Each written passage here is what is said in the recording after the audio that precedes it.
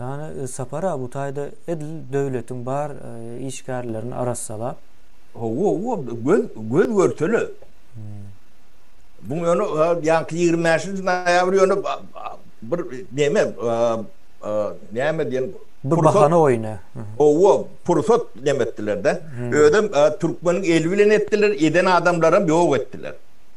Ne Muhammed Nazarov, Otudov, Atacanov vardır.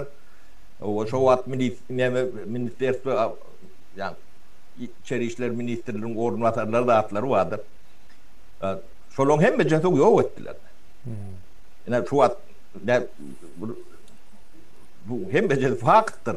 Atacanov neydi? Türmededir ya ölündür türmenin içinde. O Muhammed Nazarov neydi? Türmededir ya ölündür şu tayda. Türmede ölündür. Ya 30 vam türmede ölün.